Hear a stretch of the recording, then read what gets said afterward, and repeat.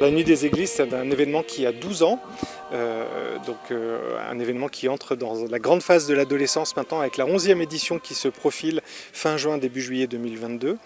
qui est vraiment une très très belle opération puisqu'elle invite les églises de France à s'ouvrir le temps d'une nuit à une expérience artistique et culturelle, à s'ouvrir au sens propre comme au sens figuré d'ailleurs,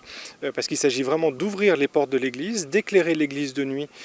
pour qu'on la voie comme on ne la voit jamais d'ordinaire et pour faire que ceux qui ne viendraient pas pour le culte dans l'église aient la tentation d'y venir pour l'aspect culturel et pour la programmation artistique qui est proposée. Et ce soir, dans le cadre privilégié du plus grand jardin privé de Paris, qui est le jardin de la Société des Missions étrangères de Paris, eh bien nous avons lancé médiatiquement la Nuit des Églises 2022.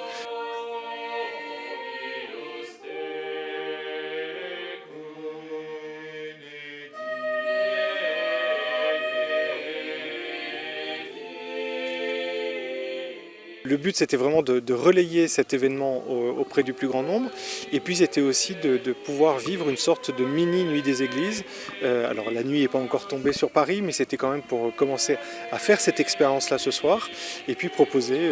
une démarche artistique avec un très beau concert qui nous a été offert, avec une lecture spirituelle de textes de Théophane Vénard.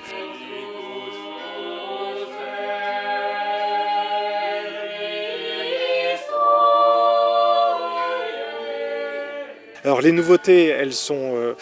au nombre de 3. La première nouveauté, c'est que nous avons une marraine et nous avons un parrain. Nous avons Natacha Saint-Pierre et Grégory Turpin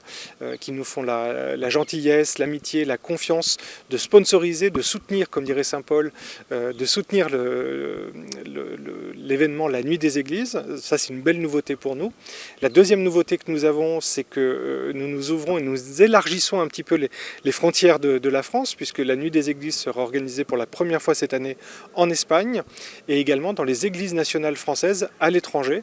Et puis la troisième, c'est qu'on élargit aussi la Nuit des Églises aux autres confessions chrétiennes, notamment à nos frères protestants qui nous rejoignent pour la première fois cette nuit 2022.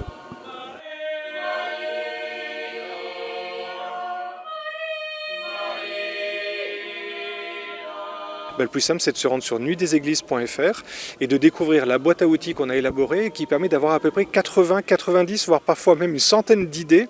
de programmes tout faits pour proposer chez soi une Nuit des Églises. Nous avons déjà au moins une église sur 8 en France qui a déjà participé au moins une fois à la Nuit des Églises.